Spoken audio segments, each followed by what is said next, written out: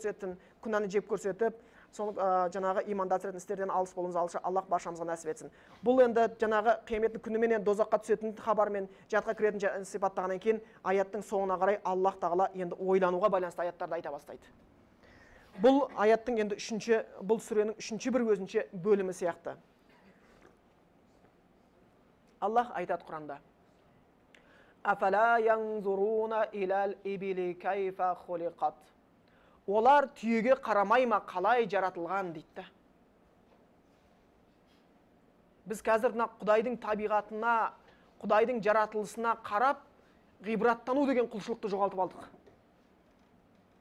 Мұсылманның сондай бір және құлшылығы бар.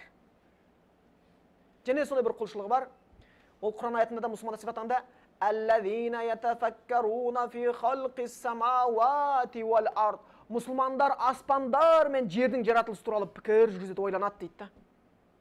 Шен төбемізге қарап, біреу-біреуді қорққан кезде: «Ей бала, шаңыраққа қараса іштеп қояды ғой бір». Қарасында бір шаңырағында бар екен, бір люстрасы бар екен де қымбат. $1000, ой, мынау крутой екен, абайлайын деген сияқты отырасың да. Аспанға қарасын, қандай жұлдыз тұр. Кім жаратты оның бәрін? Мына аспанды кім қойды? Сон жан-жаққа қарау мұсылманның бойында сипат бар. Аллах сөз Құран аятында: олар түйеге қарамай ма, қалай жаратылған дейді. Бұл аяттың, енді осы аяттың айтылуында бір себеп бар дейді. Осы аят түскен кезде білесіздер, мұсылман адам Аллахтан хабар жетсе, Құраннан жетсе болды. Оның мұсылманның тіршілігі сами'на ва атa'на, естідім, бойсұндым дейді болды. Ал енді мұсылман емес, жүрегінде қыңырлық бар, енді дұрыс қой, бірақтан сонда Құдай былай дейді, ол қалай сонда ол? Деп бастайды да. Меккеде жүрсе қажылыққа бір ағаларымыз кепті. Енді жақсы ағаларымыз болады, бірақ кей арасында болады бір қыңыр біреулер. Өзі әуре болып умра жасап жүр. Кейін бәрін жасап. Одан кейін қажылығын жасады. Бәрін істеді. Бірақта уағыз болды. Отырды. Сосын бірақта бір сұрағым бар еді: балам, біраз әңгіме айттың ғой, сен кішкене бірдеңе білетін сияқтысың. Мен саған енді қандай өзі математик па, физик па, сондай кісі екен. Бір сұрағым бар. Сенен бір ренжіме менің сұрағыма. Бірақтан енді бұл сұрақ заңды түрде туындап тұр, өзінен өзі аузымыздан шығып тұр. Құдайға қарсы келейін дегенім емес, бірақ енді сол сұрақ маған жауап керек болып тұр дейді да. Я, айтыңыз, сұрағыңыз дедім. Мен білмеймін ғой не сұрақ қойып жатқан. Сол айтады: балам, сен енді мектепте оқыған шығарсың. Мектепте оқыдық, университетте оқыдық деп жатырмын. Жақсы. Ондай болатын болса, физика жайында хабар. Енді оқыдық, физиканы білеміз. Енді физикада бойынша білетін шығарсың, мынау күннің ыстығын ақ түсті заттар шағады. Қара түсті зат тартады. Сосын күннің астында жатқан қара түсті зат қатты ыстық болады да, ақ зат қатты ыстық болмайды. Сен оны білесің? Білемін оны ағадан. Оны өткен бізден. Енді соны білетін болсаң деді, бұл физиканың заңы. Ақ түсті зат ыстықты қатты тартпайды, қара түсті зат ыстықты қатты тартады деді. Бұл енді сен де түсініп тұрсың, мен де түсініп тұрмын балам деді. Иә, енді сұрақ қана айтсам, енді дейді, Аллах та сол күн жаратқан Аллах қой, соның бәрін біліп тұр дейді. Сөйтіп Аллахтың бір тіршілігінде бір әділетсіздік көріп тұрмын дейді. Астағфиралла, қандай әділетсіз дейді.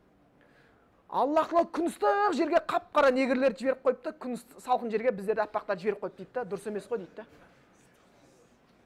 Физиканың заңына сәйкес келмейді ғой дейді осы дейді. Сен білген физиканы, мен білген физиканы Құдай қалай білмей қалды дейді. Бұл не қыңырлық, қырсықтық, бұл сөз жеткілікті адамға дозаққа түсуге. Сенің қажылығың, өмірің бәрі кетті. Сол үшін дозаққа түскен адамдарға Аллах Тағала Құранда не айтқан? وَذَلِكُمْ ظَنُّكُمُ الَّذِي ظَنَنْتُمْ بِرَبِّكُمْ. Міне сендердің осы ойларың Раббыларың туралы ойлаған. Әрдәкүм құртты сендерді, فَأَسْبَحْتُمْ مِنَ الْخَاسِرِينَ. Қасіретке содан ұшырайсыңдар дейді, зиянға. Әрбір Аллах Тағала жаман ой зиянға ұшырады. Сосын айттым: аға дедім, сіз де физиканы біледі екенсіз, мен де физиканы білемін. Мен сізге физиканың тілімен емес, қазақтың тілімен жауап бере салсам бола ма дедім. Қазақ оған не деп жауап берейін деп жатыр екен. Қазақ айтыпты: қарадан қан шыққанша сарыдан жан шығып кетеді деген екен. Қаралар шыдамды болғаннан кейін осыға жіберіп қойған Құдай Тағала деді. Біз жүрсек біздің жанымыз шығып кететін жаңа бар. Сондай мақал бар дедім. Ой, сен де бір деген айтасың деп бәрі күлді кетті. Сол үшін Аллахтың жаратылысында ешқандай әділетсіздік жоқ. Әрқашанда қарауымыз керек. Кең тараған бәріміз білетін қиссада білеміз, е? Бір кісі жаңғақты жақсы көреді екен. Жаңғақты көп жейді екен. Жаңғақ талнасына жатып, енді жаңғақ тойып жеусін бірнеше күн шаңғы көрек қой. Біреусін шағады, жейді, екеусін шағады, жейді, сөйтіп талға қарап отырады да, Аллах тағала, бәрі жақсы ғой, бәрі дұрыс қой дейді да. Бірақ сәл бір тағы да деп Аллахқа ақыл айтқысы келіп отыр да бейшараның. Әлем нахлуккум мимма иммахин дейді. Алла айтады, сендер болмашы бір ұрық судан жаратқам дейді да. Аллах тағала бізді қай жерден түсірді? Біз аузынан түскен жоқпыз ғой шешеміздің аузынан. Бұрында кішкентай кезде балалардың бәрі балалар бүкіл нәрсені біледі ғой, кішкентай балалар. Біз кішкентай кезде біз онша білмейді екенбіз көп нәрсені. Осы мен қаяқтан келдім деп мамадан сұрайтынбыз. Сөйтсем балам айтатын ғой, айналайын баладан, тауып алдым даладан, далада бала жатама түсіп қапты шанадан деп. Соны біз кетеміз, 2 жастамыз ойланып, қандай шанадан түстім екен? Қазір үйтіп айтып көрші, қой дейді де қазір. Шананың бәрін білеміз ғой дейді. Сол жаңағы жаңғақ жеп отырады да, бәрі дұрыс қойды да, бірақ дейді, жаңғақ сондай тәтті дейді да. Бірақ жаңғақты кішкентай қойыпсың, үлкен қылып жасамадың ба дейді да. Дарбыз сияқты болғанда ғой дейді да. Ой, қайта термей, біреуін шарт деп шағып, тойып, рахаттанып, жейтінек. Сол үшін және бұл жаңғақты кішкентай оны мұны талдың басына қиындатып жіберіп қойыпсың. Деу қылып керек еді. Ана дарбызды дай қылып деу қылып жаратпадың ба дейді да. Деу қылып дейді да. Сөйткен кезде талдың басынан бір жаңғақ үзіліп басына топ ет түсті. Түсіндім Аллах депті да. Қандай жақсы болды жаңғақтың кішкентай болғанда. Мына жаңғақ дарбыздай болғанда осы жерде өледі екен ғой деген екен. Біткен екенміз, шаруам осы жерде бітті ғой деген екен дейді. Сол үшін Аллахтың жаратылысы хикметке толы. Сол үшін Аллахтың жаратылысына қарасаң, міндетті түрде дұрыс көзқарас иманың көтеріледі. Адамның иманын көтеретін 2 нәрсе бар. Біреусінің ғалымдар әл-мәтулу дейді, оқылатын нәрсе, Құранның аяты.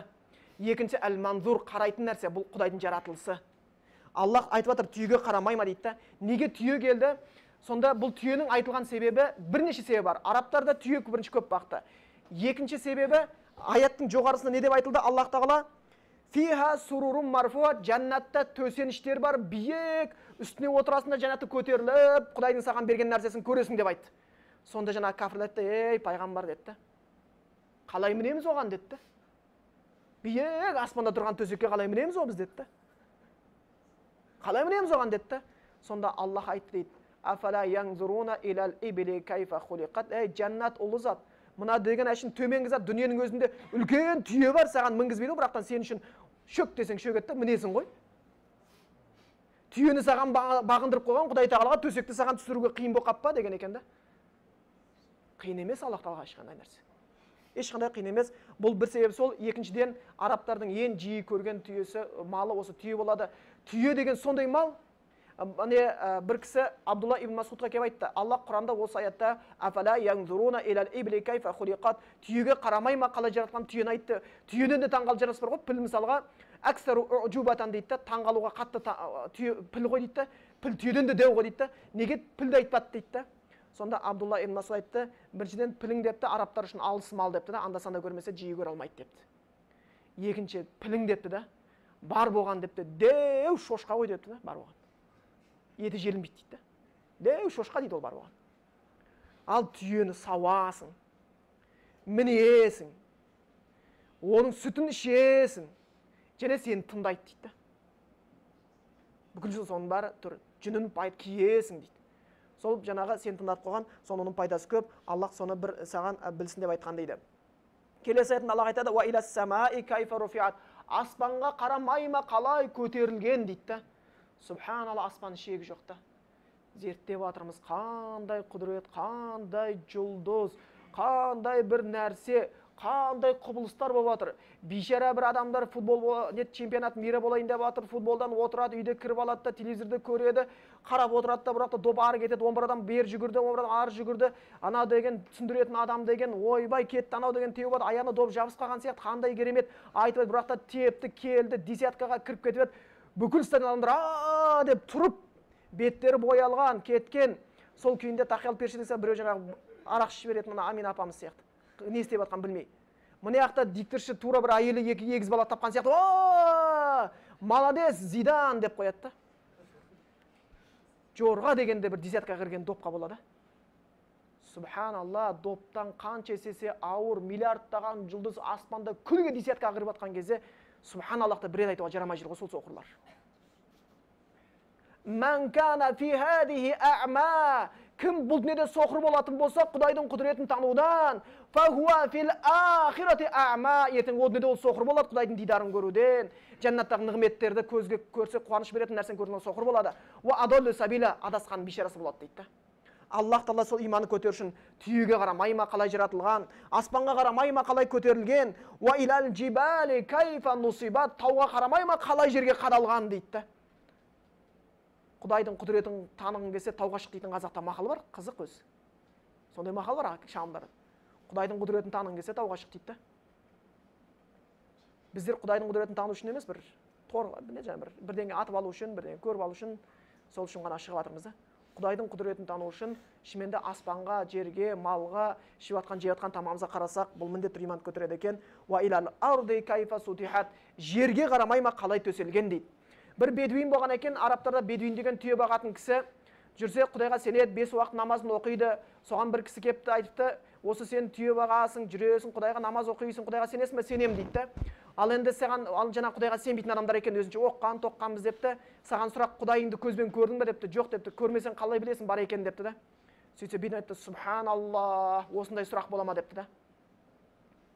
Соны айтты да. Әл-бә'рату ла тадулу алал-бә'ир. Әл-асару ла тадулу алал-масир депті. Ей, бір тезекке қарап, нардан түйе өтіпті ғой деп айтамыз. Ізге қарап, нардан адам өтіпті ғой деп айтамыз. Шынымен де мойындаймыз ғой қазір. Машинаның қазір біреудің машинасы капотын ашып қалса, қойдың балақ жатса, ей, базарға мал апарғансың ба деп сұраймыз ғой. Адамдыкімен шатастырып алмаймыз ғой, дұрыс па? Мынаған бір қойды сапты ғой дейміз да. Кәдімгі ізін көріп тұрмыз. Сондықтан, ей, жаңағы бедуин айтты да айдалады. Құдайды тану үшін диплом керек емес өз. Дипломмен де дозаққа кетіп жатыр, талайдың красный дипломмен кетіп бара жатыр бейшаралар. Бәрін біледі, бірақ Құдай танымайды. Не пайда одан? Өзін жаратқан танымаған екен. Сосын бар жаңағы айтты, сонда бедуин қой бағып жүрген адам, субханалла, бір тезекке қарап, түйені танып атсақ, мойындасақ, ізге қарап, адамның өткен мойындайтын болсақ, онда мынандай аспанға қарап, шегі жоқ. Толқынды теңізге қарап, тігілген тауларға қарап, Құдайды қалай мойындамайсың деген екен дейді. Бұның бәрі Құдайдың құдіретін көрсетіп қойған нәрселерден бір болып табылады екен. Сол үшін Құдайдың мойны ол тәкаппарлықтарымен ғана. Көп адам дінге келмейді, біреу тәкаппарланып келмейді. Бір ағамызбен отырдым, атеист екен, әлі материалист болып жүр екен. Уағыздап жатырмын. Сонымен ұтылды. Дарвинді дәлелдей алмады. Анадан ұтылып қалды, сөзден мынадан ұтылып қалды, анадан ұтылды. Ұтылып келді да, бірақ сөз таппай қалды да, ал енді не дейсің деп жатырмын ғой. Енді бір-ақ нәрсе қалды, Құдайды мойындаса шешем, кім біледі осы инопланетяндар келіп жерге тұқым қалдырып кеткен шығар, солардың тұқымы шығармыз дейді. Әйтеуір қырсықтық та, әйтеуір еріксіз мойындамау. Барсын ертең жаны кеудесінен, ал енді сондай мықты болса, Алла Құранында жаңағы айтады, тәржиуна ин кунтум садиқин. Ал егер сендер айтқаны рас болмаса, кеуделерінен жанды суырып алған кезде қайтарып алыңдаршы дейді да біреу. Қайтарып ал дейді. Өлмей ғой Құдай жан берген жан алатын кезде. Келе ме біреудің қолынан? Келмейді. Сол үшін шынымен де Құдайдың алдында ол тек қана шынымен мүләйімсу, құдірет мойындау керек нәрсе болады екен. Олар жерге қарамай ма қалай төселген дейді біздің өмір сүруімізге. Осының бәрін Аллах Тағала соңғы 2 аяты қалды. Аллах Тағала алғашқы аяттар қиямет күні хабарлағаннан кейін сол күні жүздері қараятын, жүздері солатын, мұңғабат адамдарды сипаттап, мұсылмандарды сипаттап, жүздері жайдарлы адамды сипаттап келіп, одан кейін жаратылысты қарап Құдайды тануды бізге айтып берген екен. Аллах Тағала соңғы 2 аятында пайғамбар, соңғы және қалған аяттарында әлі біраз аяттар бар екен. Аятында Аллах Тағала пайғамбар айтып жатыр: "Фазаккир", енді ескерт дейді. Уағызыңды айт Құранмен. Айт оларға сөзіңмен жеткіз. Иннама анта музаккир, сен ескертушсың, олардың есіне Аллахты, ақыретті салушсың дейді.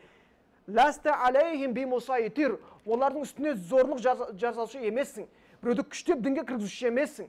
Айт, болды, ақыл бар адам қабылдасын, қабылдамадым, ол үшін сен жауап бермейсің. Жеткізу. Құранда аят келеді. Фаиннама алейкал балаг ва алейнал хисаб дейді. Ей пайғамбар, расында сенің міндетің жеткізу, біздің міндетіміз есеп алу дейді. Біздің ғана міндетіміз қалды. Пайғамбар жеткізіп қойды, Аллах есепке күтіп тұр, енді біздің ғана атқарылмаған міндетіміз қалды. Сол есеп күніне пайғамбардың жеткізген нәрсесін орындап, дайын күйде баруға әрекет жасауымыз керек. Сен ешкімге зорлық жасаушы емессің дейді. Илля ман тавалла